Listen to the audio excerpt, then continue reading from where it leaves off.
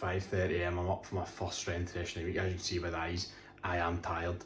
But the first thing I'm going to do, they say you shouldn't start as at 90 minutes, and before you get into the day you shouldn't have a coffee. When you're up at this time, it's the very first thing I do.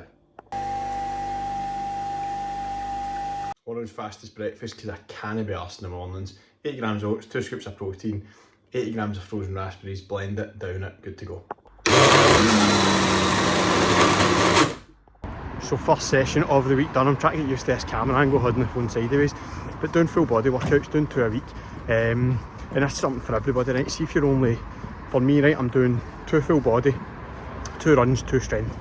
Or sorry, 1 run just now, I'm about to go up to 2 runs, and see something to understand, right? See if you're only doing, say for example, 2-3 weight sessions, don't do a body part split. You need to have, see for holding on to muscle and building muscle, right? You want to increase training frequency, so you want to be hitting muscles more than once a week. So see if you are doing a body part split and you're maybe only training 2-3 days a week, you're going to end up getting worse results. Everybody thinks, oh, bodybuilding splits, but trust me, like, see bodybuilding splits for 99.9% of people, see, unless you're jagging a needle up your arse, I would not be stressing about doing a chest workout, honestly. And you naturally find, see when you're doing full body, the workouts are more enjoyable. They're much more enjoyable, there's more variety of them. You're not just chasing a pump, you're actually chasing strength. Like, chasing a pump's a terrible goal for most people. But aye, session was ticked off. Dips, what do I have? Dips, pull-ups, lunges, absolutely shite, hate lunges, will never like them. Hamstring curls and arms, nice and simple. So we're on day number 2. It's 10 to 6 in the morning. Got a fucking awful sleep last night. Been up since about 3. You can't beat it. And the only benefit is I've got an easy session today. So it's a zone 2 bike. So it's nice, easy paced, nothing too strenuous. Again, that's where a lot of guys go wrong with cardio. They think the cardio is just smashing yourself relentlessly in the gym. It's not. Like, if you're doing it properly, it should be trained in heart rate zones. Most people just think that it's just smashing yourself, just fucking blasting yourself every day. If you do that, right, you're always going to struggle. Because, see, just because cardio feels hard, it doesn't mean you're making progress. That's where a lot of people struggle, see, when they train for events and stuff. So, aye, I'll give you a wee update. So zone 2 on the bike, this is me 30 minutes in, still feeling fine. Here I'm breathing a wee bit, but this is what, see, your zone 2 kind of lighter workout should be. See if you're ever into any kind of running, anything like that nature, a lot of your workouts should be done at this pace, because see, any other ones, you find it very hard to recover from. And this is where a lot of guys are going seriously wrong when they sign up to events, or try and do any kind of thing to do with intensity, that they think high intensity is always the way, whereas see, building your aerobic capacity, one of the best things you'll ever do, because it helps you go further for longer and harder. So we're just about to go and get session 3 ticked off. We were supposed to be training yesterday, but got a virus, slept for about 11 hours the night before. Not feeling great, not feeling 100% today, but I'm going to go for it. I've got a strength workout, I think I can get it ticked off. This is the joys of having a young kid in nursery. We're on like a 4-week rotation, I get in Norwell. And one thing I've learned, right, is generally see if I take a rest day, I normally can get it done, because it's one of them where it's like, it's colds, but they don't really come to that much, but they're enough to just knock you where you feel shit enough that you don't want to do anything, but shit enough that you probably can grind at it. So I'm going to go and get it done, see how it goes. Get front squats, it's not the hardest workout in the world, but a big lesson, right? A lot of people just push through colds and all that, right? See, generally, if you're not well, I would rest maybe a day or 2. I've got a later session today. Normally, as I said, I'm always 6 in the morning. Right now, I'm looking outside, so it's 8:30, it's daylight, it's not my normal time. But I've moved my day, jigged it a wee bit so I can get this done. I was going to do it tonight, if that was the case. But we'll get it done, we'll get it ticked off. If you're ever not well, honestly, take a short rest. It will do you the world of good. Because generally, see, if you just keep going and going and going and going, you just prolong the shit feeling.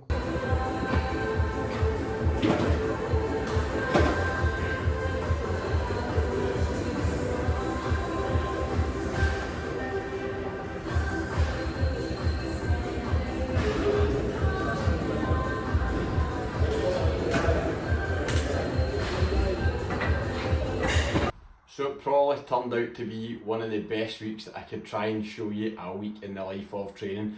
I spoke in my video about not feeling too great before my front squats, and everything just went downhill from there. And in the past, right, I would always have been somebody push. I knew, see, when I was doing my front squats, they felt about double the weight, and this has been going on for about, I would say, about 10 days. And after the front squats, I was like, right, I'll rest another couple of days.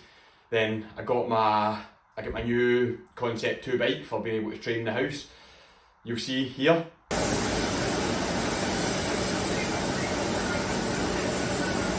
So I managed to get a session in on the Concept 2, and after that, oh my god, so energy tanked. Well, I felt like I got probably, I would say I felt like the virus or cold flu, whatever it was, probably doubled. My mood, everything just tanked, and that was, I felt like I was maybe getting better, then things just get worse. And it was one of them where I'm like, right, I've got a half marathon goal for August, and I was like, right, just pull back for a couple of days. So this morning I was meant to have a run, and I was like, I'm not even doing it. I'm just take it out. I can put it into next week. I can move stuff back. If I even just miss it, I'll miss it. And years ago, I would have get the fear about doing something like this, right? And see now, I just understand it as part of the process. See, when you get unwell, you need to recover. And was it last year, 2 years ago, whatever it was, I get a cold, right? And I just kept trying to train. And it ended up lasting, I think it was like 4 or 5 weeks. I just couldn't get rid of it. And it was just a huge lesson at that point where it's like, exercise a stressor on your nervous system. And see if your nervous system's fried for being not well and you just keep pushing, you don't get a chance to recover. So it just means that you just keep going. And for me, I'm like, right, it's impacting work. This week it started to have a bit of a negative impact in work because I was knackered, not a lot of space in here. Shannon's upstairs doing something, so there's not much I can do, so I'm sitting in the kitchen worktop. But it was one of them, I'm like work's starting to suffer. I could feel myself like, just couldn't be arsed. See when we were sitting on the couch and stuff, I'm like, can't be arsed listening, can't be arsed doing it, and I'm like, just recover, take it a couple of days. So I rested. So Saturday was meant to be a day off, so that was yesterday, took a day off, which was fine. Today was meant to be a run, I just took it off. I was like, nah, I know I couldn't I hit the totals that I had to. And do you know what was a good indicator for me? See when I was doing my bike session, and this, I spoke a wee bit about this, see with the Zone 2 stuff in another video. See with the Zone 2 stuff, you're training heart rate, it feels quite comfortable. One of the best things, right, see, I work in wattages in my bike, and when I was doing the session, I was holding a wattage, or my goal was to hold like the wattage I would, so it was like a VO2 max session, right? So I knew what wattage I had to hold in the bike for that duration, and I'd done it before. And when I got to my 4th interval, like in my head I was trying to push, and the wattage was just going down and down and down and down. And for me, like, I've learned through time that having data makes it so much easier to make decisions. And it was things like, so I looked at that, right, I was trying my heart out, right, and my legs, it was like there was lead weights in them, like I could not push them anymore. And I compared it to 2 weeks before, I had a very similar session. It was not comfortable, it was still challenging, but nothing like that. Then I looked at my heart rate data, I could see in that my heart rate was spiking massively. I could see that my resting heart rate all week has been about 5, 6, 7 beats per minute faster. So there's a point where you just go, do you know what, right, there's nothing I can do here. Like, I'm not well, I'm under the weather, recover. And here's the thing, right, you don't get medals for grinding it. And like, I think people think, oh, I trained through the cold now, and it's like, you've probably just been stupid, mate.